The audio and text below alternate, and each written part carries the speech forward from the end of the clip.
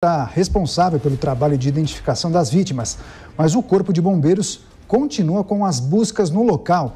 Por conta disso, vamos acionar o tenente Pedro Aihara, que gentilmente atende a equipe da Jovem Pan News. Tenente, seja muito bem-vindo. Obrigado a todos da Jovem Pan. Perfeito. Tenente, para começar essa entrevista, todos os corpos inicialmente foram encontrados, essa é a informação que nós temos. Gostaria que o senhor confirmasse, mas sobre a retomada das buscas, aqui a gente pode atribuir esse processo, levantamento de equipamentos ou mesmo fragmentos desses corpos. Gostaria de escutá-lo, por favor.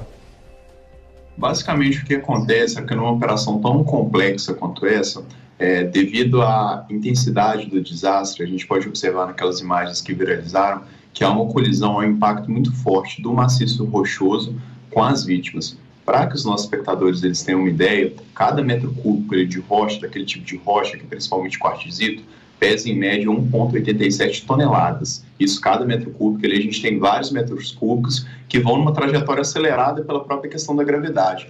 Então, a transferência de energia é gigantesca. O que isso resulta na prática? Infelizmente, algumas pessoas, algumas vítimas, elas foram segmentadas com o impacto dessa rocha.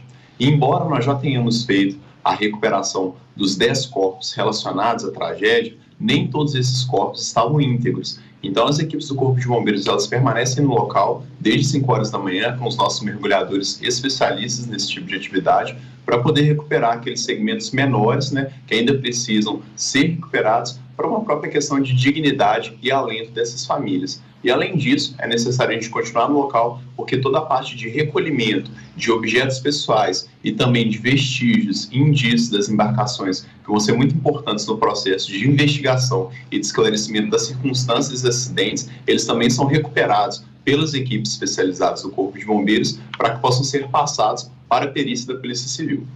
Eu imagino que esse processo não seja fácil, não é mesmo, tenente? Gostaria, inclusive, que o senhor nos dissesse como é essa operação para levantamento desses equipamentos, porque certamente esses destroços irão auxiliar as autoridades na apuração e investigação desse acidente. Então, eu gostaria que o senhor nos explicasse como funciona esse processo para levantar esses equipamentos que foram destruídos, com aquele impacto, e para onde esses equipamentos serão levados? Basicamente, nos primeiros momentos do atendimento à tragédia, depois que a gente já conseguiu fazer a retirada das pessoas e a condução das pessoas indiretamente atingidas por os hospitais da região, a gente já faz o isolamento dessa área, já faz a demarcação da área de busca, e dentro dessa demarcação de área de buscas, tudo que a gente localiza é georreferenciado, a gente tem a coordenada exata daquele ponto, e esse material ele vai sendo recolhido, identificado e sendo passado para a Polícia Civil para fim de investigação. É um terreno, um tipo de cenário muito complicado, porque a gente fala de profundidades aproximadas entre 11 a 15 metros de profundidade nesse local. Na região de Furnas a gente tem profundidades muito maiores, mas via de regra a gente tem mais ou menos esse patamar no local onde aconteceu o acidente, e muitas vezes a gente fala de vestígios de resquícios que são muito pequenos. Por isso que a gente faz esse mergulho dentro de uma doutrina de busca, onde cada mergulhador ele fica responsável por um quadrante bem específico. A gente vai com uma série de equipamentos bem modernos que eles conseguem delimitar exatamente qual que é a nossa área de atuação, e além disso a gente vai fazendo esse rodízio constantemente entre os militares empenhados, para que além de fazer uma análise, a gente tenha a possibilidade de fazer uma revistoria naquele local, para que nenhum indício fique para trás. Com certeza. Agora, seria importante também que o senhor contasse para a nossa audiência qual foi a situação que as equipes se depararam logo após o acidente. Os corpos e os equipamentos estavam muito distantes. O mau tempo prejudicou esse processo de identificação? Olha, as primeiras chamadas que a gente recebeu no sábado foram de pessoas que trabalhavam nas proximidades. Próximo a esse local, que se chama Mirante dos Cânions, a gente tem a chamada Ponte do Turvo, que é o local onde a maioria das embarcações, são mais de 200 embarcações turísticas que operam nesse local, é de lá que elas saem. E aí, quando houve isso, a gente recebeu muitas ligações, principalmente nas nossas unidades de Passo e Pinhuí, que são cidades próximas que têm unidade de Corpo de Bombeiros. Imediatamente, a gente já deslocou as nossas unidades para o local. Chegando lá, quase que a totalidade das vítimas já tinha sido resgatada por barqueiros da região, porque as pessoas ali, como a gente pode ver nas imagens, tinham muitas embarcações próximas e aí aquelas próprias embarcações que fizeram aquele primeiro atendimento. Então, o que a gente fez basicamente foi a triagem dessas vítimas, a condução dela para unidades hospitalares da região, principalmente para Santa Casa de Capitólio, Santa Casa de Piumhi, de Passos, de São José da Barra, que são os municípios que são próximos ali a essa região, e depois disso a gente foi fazer a localização desses corpos.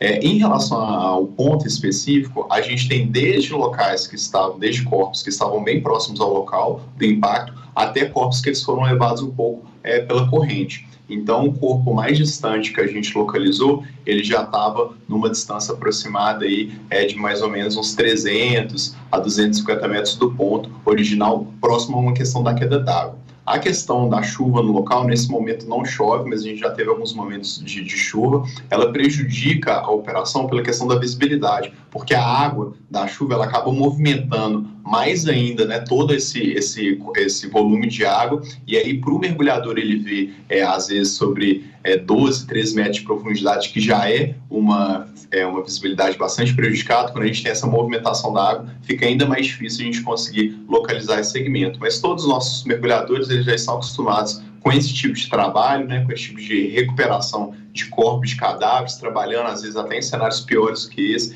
Então, a gente conseguiu, né, fazer esse trabalho com uma efetividade muito grande, em que pese seja um momento muito trágico, né, de luto para toda Minas Gerais, porque é um lugar muito especial para todo mineiro. A gente conseguiu fazer um esquema de atuação da corporação para que a gente pudesse localizar, né, o mais rápido possível essas vítimas, o que foi feito, e dessa forma contribuir, né, para minimizar um pouco o sofrimento dessas famílias. Certamente, um trabalho muito importante realmente, e todas as atualizações do Tenente Pedro Aihara, trabalho do Corpo de Bombeiros em Minas Gerais, para, claro, identificar, conseguir resgatar esses corpos e também os equipamentos que serão muito úteis para a investigação e apuração desse caso. Muito obrigado por sua participação, bom trabalho para o senhor.